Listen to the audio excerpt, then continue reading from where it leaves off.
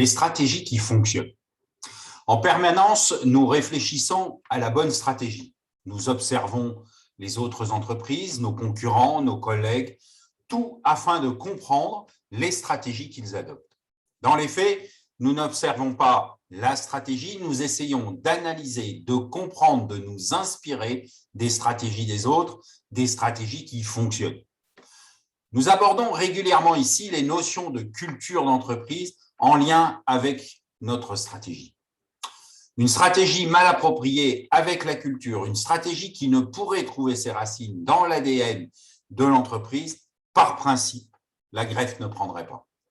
C'est important d'observer les autres entreprises. C'est important d'analyser les stratégies de concurrents.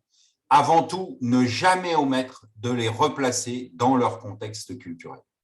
Une stratégie qui fonctionne est donc une stratégie en ligne avec l'histoire de l'entreprise. C'est un premier pas vers la stratégie ou les stratégies qui fonctionnent. Bien évidemment, il n'existe pas une stratégie, ce n'est pas une martingale. La stratégie est un chemin qui mène à votre ambition. En stratégie aussi, tous les chemins mènent à Rome. Ils peuvent être plus ou moins difficiles, plus ou moins compatibles. Il n'y a ni dogme, ni certitude. Notre stratégie doit donc prendre ses racines dans la culture. De plus, elle n'est pas unique. Et c'est bien le problème. Chaque stratégie a des plans B, des chemins de traverse. Essayons de raisonner par l'absurde. Pourquoi une stratégie ne fonctionnerait pas? Comme nous l'avons vu plus haut, c'est que celle-ci est hors sol, premièrement. Deuxièmement, que les chemins de traverse prennent le pas sur l'essentiel. Voilà ce qui dysfonctionne dans une stratégie.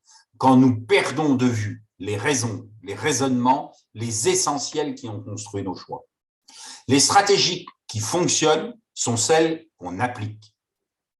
La stratégie qui atteint ses ambitions, c'est la route que nous avons suivie, avec peut-être quelques déviations, évidemment, mais pas des détours et des contours qui ne mènent nulle part. Si nous observons attentivement les différentes entreprises qui nous entourent et les stratégies qu'elles ont affichées il y a 3, 5 ou 10 ans, nous constatons que quelle que soit l'opinion que nous avions de la décision présentée, bonne ou mauvaise, les entreprises qui ont obtenu les résultats escomptés ont mené jusqu'à son terme le plan d'action. Il est plausible que ça ait mis un peu plus ou un peu plus de temps, plus ou moins de temps, mais c'est acquis. Par contre, les entreprises qui ne sont pas parvenues à leurs ambitions affichées, quelques années plus tôt, sont celles qui n'ont pas suivi le plan.